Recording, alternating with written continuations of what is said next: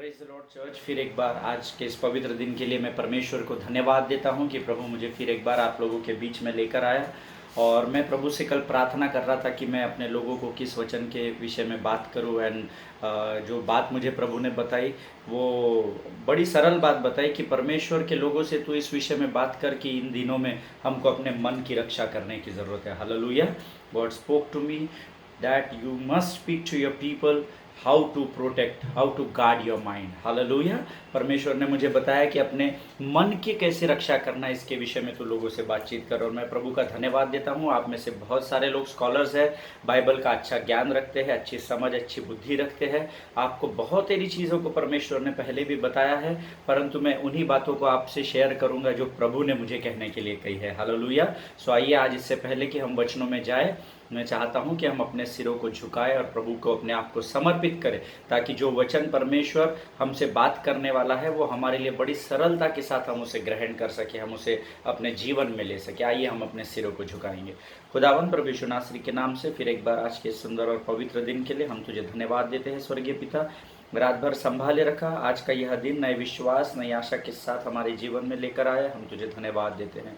प्रभु परमेश्वर पिता, जिन वचनों के द्वारा आज तू हमसे बातचीत कर रहा है, प्रभु अपने संपूर्ण नियंत्रण को हम में से हर एक के जीवन पर रख। प्रभु बांटने वाले के मुख को तैयार कर और सुनने वाले के शरीर और आत्मा के कानों को मजबूत कर। परमेश्वर पिता, जो वचन हम बांटते और सुनते हैं वो हमारे जीवन के लिए प्रभु लाभदायक होने पाए, और जहाँ जहाँ तक ये वचन पहुँचता है प्रभु उनके जीवनों में तू बड़े बदलाव को लेकर आ। सारी बातों में महिमा तुझको देते हैं प्रभु, आगे के समय को तुझे सौंपते हैं, और इस विनती को धन्यवाद के साथ यीशु नासरी के नाम से मांगते हैं। सुनिए और बड़ी दया से ग्रहण कीजिए, आमीन। हालेलुया। सो प्रभु ने मुझे कहा था कि अपने लोगों से तू इस विषय में बातचीत करना कि अपने मन की कैसी रक्षा करे। हम सब जानते हैं, हम सब पवित्र शास्त्र पढ़ते हैं, ऐसा मैं विश्वास करता हूँ, और हम सब जानते हैं कि पवित्र शास्त्र हमें सिखाता है कि सबसे अधिक तू अपने मन की रक्षा कर। हालेलुया। क्योंकि वचन में लिखा है जो मन में होता है वही आपके मुंह से बाहर निकलता है, और परमेश्वर ने आपके जीव में मृत्यु और जीवन की सामर्थ को दिया है प्रियो। हालेलुया। जो बातें धर्मी के मुख से निकलेगी, वचन कहता है परमेश्वर यहोवा उसको व्यर्थ ठहर कर जमीन पर कभी भी गिरने नहीं देगा। हालेलुया। सो इसीलिए हमको बहुत ज़रूरी है कि हम अपने मन की रक्षा करें। उसके लिए हम वचनों के द्वारा कुछ वचन हम पढ़ेंगे, मैं आपसे कुछ शेयर करूंगा, और जल्दी जल्दी हम इन वचनों को पढ़ेंगे, क्योंकि मैं प्रचार करने के लिए आपके बीच में नहीं हूँ। आप सब ज्ञानी लोग हैं, आप वचन जानते हैं। बस जो बोझ मुझे प्रभु ने कलीसिया के लिए दिया है, उस बोझ को लेकर मैं अपने बोझ को आपके साथ बांटने के लिए आया हूं, ताकि हम सब आशीषों से ऊपर बढ़ सके। हालेलुया। आइए हम एक वचन को पढ़ेंगे, यहोशू की किताब, उसका पहला अध्याय, उसका 8वां वचन। मेरा विश्वास है कि आप सब लोग आपके पवित्र शास्त्र लेकर बैठे। अगर नहीं बैठे हैं प्रियो, मैं फिर एक बार आपसे कहूँगा अपने पवित्र शास्त्र को लेकर ही आप वचन की सेवकाई में बैठिए, क्योंकि यही वचन की तलवार है। हालेलुया। आइए हम यहोशू की किताब, उसका पहला अध्याय, उसका 8वां वचन पढ़ेंगे। व्यवस्था की यह पुस्तक तेरे चित्त से कभी भी न उतरने पाए, इसी में दिन रात ध्यान दिए रहना, इसलिए कि जो कुछ इसमें लिखा है उसके अनुसार करने की तू चौकसी करे, क्योंकि ऐसा ही करने से तेरे सब काम सफल होंगे और तू प्रभावशाली होगा। हालेलुया। वचन हमको कहता है यहोशू की किताब में कि व्यवस्था की यह पुस्तक तेरे चित्त से कभी भी तू उतरने नहीं देना। हालेलुया। ये हमारा काम है, यहाँ हमारी जिम्मेदारी है कि हमको वचनों का पढ़ाई करना है, वचनों में अपने आप को बना कर रखना है, क्योंकि हम इन वचनों को जब पढ़ेंगे, जब हमारे मन में ये वचन आएंगे और हमारे मुख से निकलेंगे, तो अन्य जातियाँ भी इसके द्वारा आशीषित होगी। हालेलुया। वचन कहता है, प्रभु ने आपसे वायदा किया है, अगर तू इस वचन के अनुसार करने की चौकसी करे तो तेरे सब काम सफल होंगे और तू बहुत प्रभावशाली होगा। हालेलुया। आपका संसार में एक इम्पैक्ट होगा, आपका एक प्रभाव पड़ेगा जब आप इन वचनों को लेकर अपने घरों से बाहर निकलेंगे प्रियो, और लोगों को जब सुसमाचार प्रचार करेंगे बड़े हियाव और दृढ़ता के साथ, तो परमेश्वर आपको एक प्रभावशाली व्यक्ति बनाकर इस संसार में खड़ा करेगा। हालेलुया। कुछ और वचन मैं आपके लिए पढ़ना चाहूँगा। हम पढ़ेंगे नीति वचन, उसका 17 अध्याय, उसका 22 वचन मैं आपके लिए पढ़ूंगा, और आप सब भी मेरे साथ पढ़ेंगे, आप भी खोलेंगे। खाली मैं पढ़ रहा हूँ इसलिए आप मेरे तरफ ध्यान मत दीजिए, वचनों के ऊपर ध्यान दीजिए। हालेलुया। नीति वचन, उसका 17 अध्याय और उसका 22 वचन मैं आपके लिए पढ़ूंगा।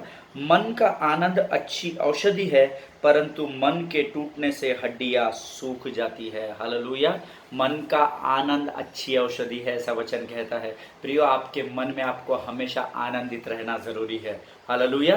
क्योंकि जब आपका मन स्थिर रहेगा तो आपके ऊपर किसी प्रकार की परेशानी नहीं रहेगी, और क्योंकि परेशानी नहीं रहेगी तो आपके जीवन में आनंद बना रहेगा। और वचन भी आपको और मुझे सिखाता है कि यहोवा के निकट ही आनंद की भरपूरी होती है। हालेलुया। सो वचन यहाँ हमें, मुझे और आपको चिता रहा है कि मन का आनंद अच्छी औषधि है, परंतु मन के टूटने से हड्डियां सूख जाती है। हालेलुया। आप जानते हैं हमारा मन कब टूटता है? जब हम शरीर की अभिलाषाओं में और संसार की अभिलाषाओं में आगे बढ़ना शुरू करते हैं तो हमें खेद होता है, हमें दुख होता है, जिससे हमारा मन टूटने लग जाता है, हम दुखी होने लग जाते हैं, हम कमज़ोर होने लग जाते हैं। और वचन कहता है जब हमारा मन कमज़ोर होता है तो हमारे जीवन में डर प्रवेश कर जाता है। आमीन। हम एक वचन को पढ़ेंगे, बहुत सुंदर वचन है परमेश्वर का। जब आप कमज़ोर होते हैं तो आपके ऊपर डर आता है, परंतु अगर आप दूसरा तीमुथियुस उसका पहला अध्याय उसका 7वां वचन, second Timothy chapter 1 verse 7 says कि परमेश्वर ने हमें भय की आत्मा से नहीं परंतु शक्ति, संयम और प्रेम की आत्मा से भरा है। हालेलुया। वचन कहता है अगर आपका मन स्थिर रहेगा, मन स्थिर कैसा रहेगा प्रियो? मन स्थिर रहेगा कि व्यवस्था की पुस्तक को तुमको तुम्हारे मन में डालना पड़ेगा। हालेलुया। जब हम वचन पढ़ेंगे, मनन करेंगे तो हमारे पूरे मन को परमेश्वर गार्ड कर देगा उसके वचनों के द्वारा। जैसे यीशु के सर पर कांटों का ताज चारों ओर से रखा हुआ था, उसी प्रकार से जब हम यह व्यवस्था की पुस्तक पढ़ेंगे तो परमेश्वर हमारे ऊपर भी एक मुकुट डालेगा, एक ताज रखेगा जो सारा वचनों से भरा हुआ होगा। तो क्या होगा? जब शैतान का कोई भी तीर आपके मन के ऊपर आएगा तो वो वापस उसकी ओर चला जाएगा, क्योंकि अंदर घुसने के लिए उसको जगह ही नहीं मिलेगी। हालेलुया। इसलिए वचन कहता है कि मन का आनंद अच्छी औषधि है, इसलिए हमें हमेशा आनंदित रहने की ज़रूरत है, चाहे परिस्थिति कोई भी हो, परंतु अपने आनंद को अपने जीवन से हमको निकालना नहीं है, क्योंकि जहाँ आनंद नहीं होगा वहाँ मातम होगा, और मातम वहीं होता है जहाँ शैतान होता है। हालेलुया। सो वचन कहता है ये दूसरा तीमुथियुस उसका पहला अध्याय उसका 7वां वचन, परमेश्वर ने हमें डर की आत्मा से नहीं परंतु शक्ति, संयम और प्रेम की आत्मा से भरा है। सो हमको ज़रूरी है, क्योंकि हम आनंद लेकर चल रहे, इसका मतलब डर हमारे ऊपर नहीं है। हालेलुया। डर धर्मियों के ऊपर कार्य नहीं कर सकता जो वचन में बने रहते हैं। हालेलुया। एक और वचन मैं आपके लिए पढ़ूंगा, भजन संहिता उसका 27वां अध्याय उसका पहला वचन मैं आपके लिए पढ़ूंगा। भजन संहिता उसका 27वां अध्याय उसका पहला वचन और तीसरा वचन मैं आपके लिए पढ़ूंगा।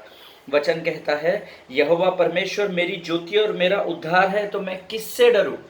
यहोवा मेरे जीवन का दृढ़ गढ़ ठहरा है, मैं किसका भय खाऊं? हालेलुया। वचन आपको वायदा कर रहा है प्रियो कि यहोवा ही आपकी ज्योति है और यहोवा ही आपका उद्धार है। हालेलुया। सो अगर यहोवा ही मेरे जीवन की ज्योति है और यहोवा ही अगर मेरा उद्धार करने वाला है, तो वचन कह रहा है तो फिर आप किससे डर रहे हो? आमीन। आपको डरने की ज़रूरत नहीं है, क्योंकि भय की आत्मा परमेश्वर ने आपको नहीं दी है प्रियो। वचन कह रहा है यहोवा ही मेरे जीवन का दृढ़ गढ़ ठहरा हुआ है। हालेलुया। सो मैं किससे भय खाऊं? जब मेरा दृढ़ गढ़ स्वयं परमेश्वर है जिसने आकाश और पृथ्वी का निर्माण किया, तो मुझे किसी से डरने की ज़रूरत नहीं है, आपको किसी से डरने की ज़रूरत नहीं है। हालेलुया। और उसी का तीसरा वचन कहता है चाहे सेना भी मेरे विरुद्ध छावनी डाले तो भी मैं न डरूंगा। हालेलुया। और वचन कहता है चाहे मेरे विरुद्ध लड़ाई ठन जाए, उस दशा में भी हियाव बांधे मैं निश्चिंत रहूंगा। हालेलुया। चाहे सारा संसार आपके विरुद्ध खड़ा हो जाए प्रियो, आपको चिंता करने की ज़रूरत नहीं है। कई बार जीवन में ऐसी परिस्थितियाँ आती है कि लोग आपके बारे में बाहर बुरी बातें बोलते हैं, बहुत सारे मुख खुल जाते हैं। उसके पीछे कारण ये होता है कि उनको बातें पूरी पता नहीं होती है। परमेश्वर का वचन कहता है परमेश्वर ने हमको क्षमा करने का अधिकार दिया है, न्याय करने का नहीं। परंतु कलीसिया उल्टी जा रही है, कलीसिया लोगों को क्षमा कम कर रही है और लोगों का न्याय ज़्यादा कर रही है। न्याय करने का अधिकार प्रयोग केवल यीशु मसीह के पास है। वचन कहता है चाहे सेना भी मेरे और आपके विरुद्ध छावनी डाले तो भी मैं और आप नहीं डरेंगे। हालेलुया। संसार चाहे आपके विषय में कुछ भी सोचता हो, कुछ भी बोलता हो, परंतु आपका न्याय आपके परमेश्वर के हाथ में है। हालेलुया।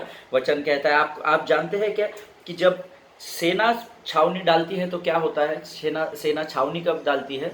जब युद्ध होता है तब छावनी डाली जाती है। हालेलुया। और आप जानते हैं मेरा और आपका परमेश्वर इतना महान परमेश्वर है जो हड्डियों से भी सेना को तैयार करता है। हालेलुया। यह है जेकल की किताब, उसका 37वां अध्याय, उसका 3रा वचन मैं आपके लिए पढ़ूंगा। The book of Ezekiel chapter 37 verse 3 में आपके लिए पढ़ूंगा।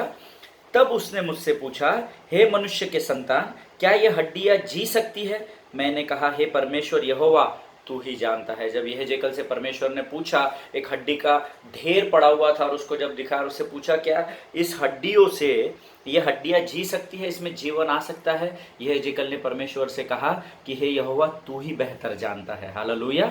आपको आज मैं एक भेद की बात बताता हूँ। मैं जानता हूँ आप में से बहुत सारे लोग इस सीक्रेट को जानते हैं, परंतु प्रभु ने जो मुझे बताया है, अब जो बताने की आज्ञा दी है, वो मैं आपके साथ बांटूंगा। परमेश्वर ने जब आदम को बनाया तो परमेश्वर का वचन कहता है कि उसने अपनी श्वास को, अपनी सांस को आदम के अंदर फूका और आदम जीवित प्राणी बन गया। आमीन। उसके बाद दोबारा हम देखते हैं कि जब मुर्दों को जिलाया जाता है, मुर्दे के अंदर सांस नहीं होती, उसके अंदर प्राण नहीं होता है, इसलिए उसे हम मुर्दा कहते हैं। परंतु वचन कहता है कि जितने मुर्दों को परमेश्वर ने अपनी सेवकाई में जिलाया, जब लाजर से कहा गया लाजर बाहर आ, तो वचन कहता है लाजर जीवित बाहर आया। लाजर तभी जीवित बाहर आ सकता है जब उसके अंदर सांसें चलती है। हालेलुया।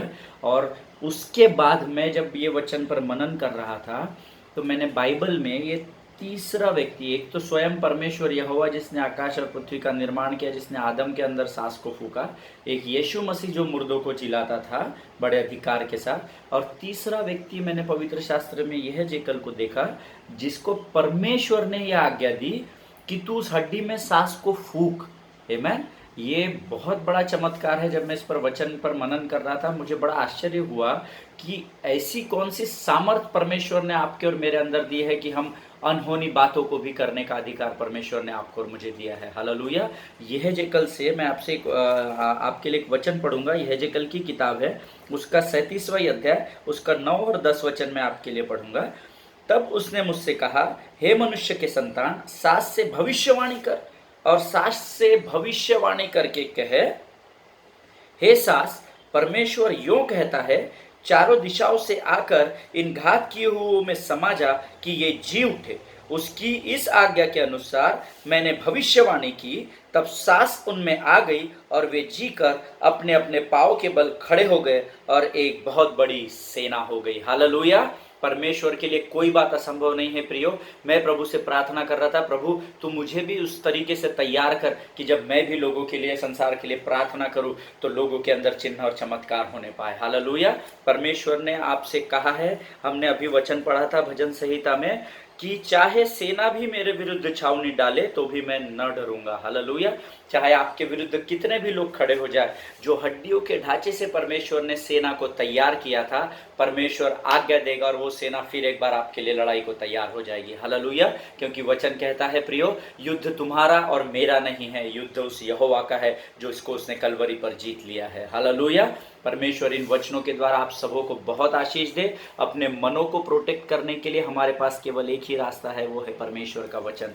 व्यवस्था की यह पुस्तक तेरे चित्त से कभी भी ना उतरने पाए, ऐसी परमेश्वर की आज्ञा है प्रियो। दिन रात इसमें लगे रहिए और देखिए कि परमेश्वर आपके जीवन में आपके विनती और विचारों से ऊपर कैसे बड़े बड़े कार्यों को करता है। मैं विश्वास करता हूँ इन वचनों के द्वारा परमेश्वर ने आपसे बातचीत की है। और प्रियो, मैं आपसे विनती करता हूँ, जितने लोगों तक आप ये मैसेज पहुँचा सकते हैं पहुँचा दीजिए।